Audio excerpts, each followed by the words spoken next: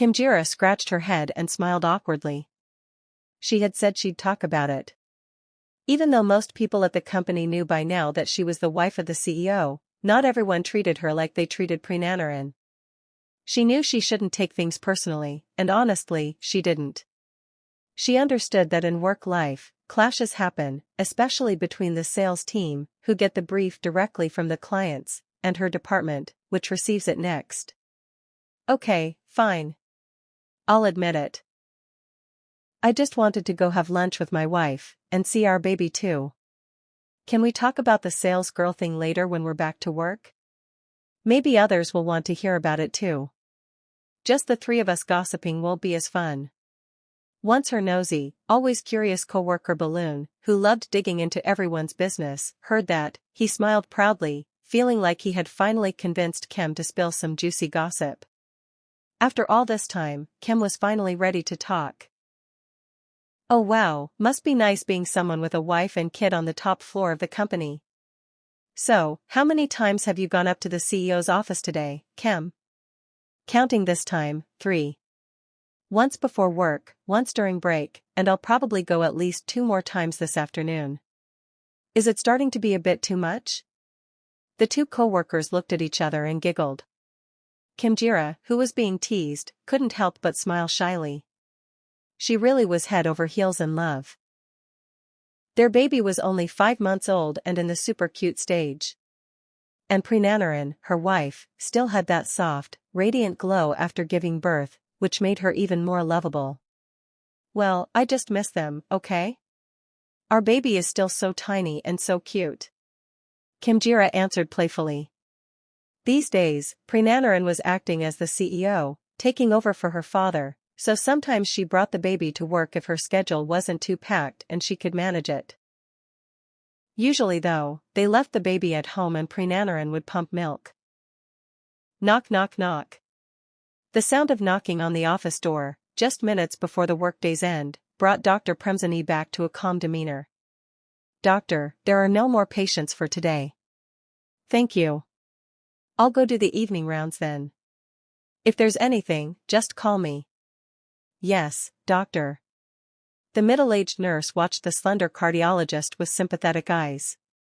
Though curious about what led Dr. Premzani to cancel her wedding, no one dared ask. They gathered in groups to speculate. Many times, would-be grooms came to inquire about Dr. Premzani, but the nurses stayed silent, respecting her privacy. Dr. Paleta Thanasak, the deputy director of St. King Hospital, ensured her movements remained secret. Dr. Premzani handed the patient chart to the nurse after finishing evening rounds and writing daily notes. Like others, she sometimes wished the workday would end quickly, but now, she didn't want the workday to end. Every time it did, she thought of someone who used to wait for her to have dinner together. She missed those sweet times, but the memory brought pain. Her steps toward the parking lot halted when she saw someone waiting, the same person who made her feel unsafe, leaning against her car. The same old thing that exhausted her. Prem. I'm tired. Please, I want to rest. I want to talk to you. Can you give me a chance? The man in front of her refused to move, blocking her from driving away as usual. It made her dread the workday's end even more. She knew someone would be waiting to say the same things without realizing why their relationship had to end. What, it's already over between us. I won't let it. Enough. Whatever you do, it won't make things better. Dr. Premzani's calm words were accompanied by a displeased expression as the man refused to let her get to her car. Why won't you give me a chance, Prem? And why should I, ouch? Dr. Premzani cried out in pain and shock as her arm was yanked, not expecting the man to do such a thing. Because I love you. People who love each other don't do this. Let go. It hurts. The more she tried to pull away, the tighter his grip became, making Dr. Premzani increasingly angry. What are you doing? The loud voice made the man, who was starting to show displeasure, loosen his grip. But he still moved closer to Dr. Premzani, trying to show the newcomer that he knew her and wasn't an outsider intending harm. Dr. Premzani felt grateful to the person who intervened.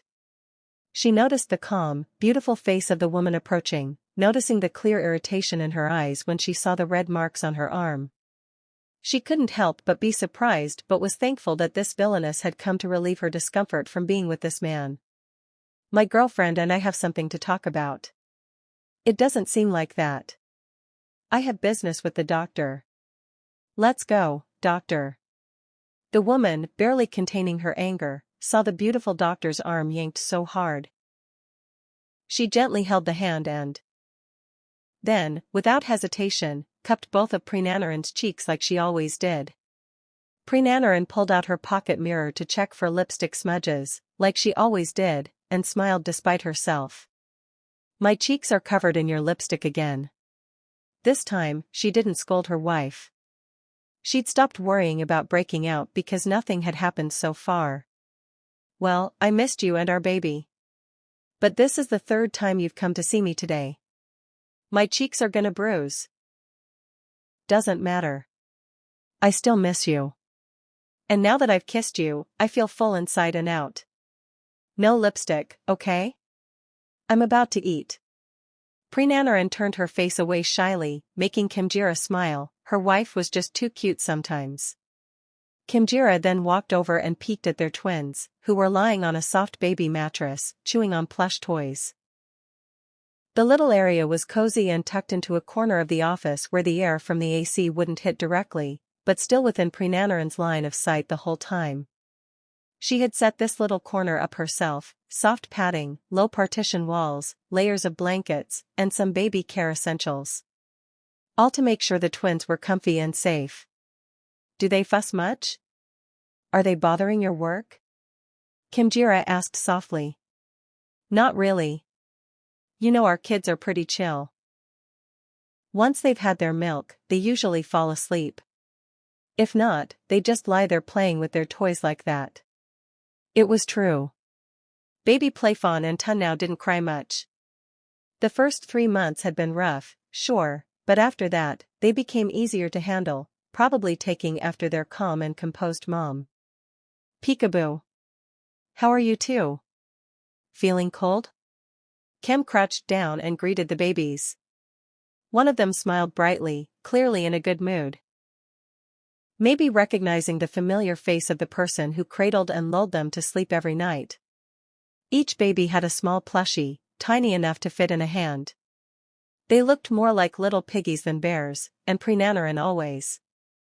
But on the days she brought the baby to the office, Kimjira would take any excuse to go upstairs more often than usual, sometimes during lunch, sometimes even when she had no real reason. Hey, we're not blaming you or anything. Go on. We're just teasing. We'll chat more later in the office. Alright then, I'll go ahead.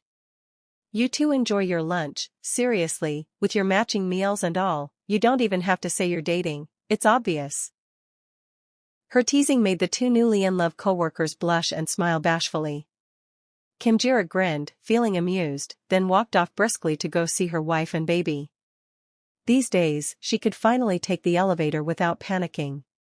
She used to be super claustrophobic, but Prenanaran helped her face it a little at a time, holding her hand, encouraging her every day. And now, though she still felt a bit uneasy in small, tight spaces, it wasn't enough to send her into a full-on panic attack like before. Grace. Hey Rin, are you free for drinks tonight? We haven't gone out since you had the baby. Julie. Well yeah, she's gotta take care of the baby. The baby's still tiny and needs milk all the time. Grace. Oh please, Rin pumps milk and stores it every day. She could stock up and come hang out, Julie. Rin, just ask Kim to watch the baby for a day or leave the baby with your dad and come with us. Kim is fun to talk to anyway.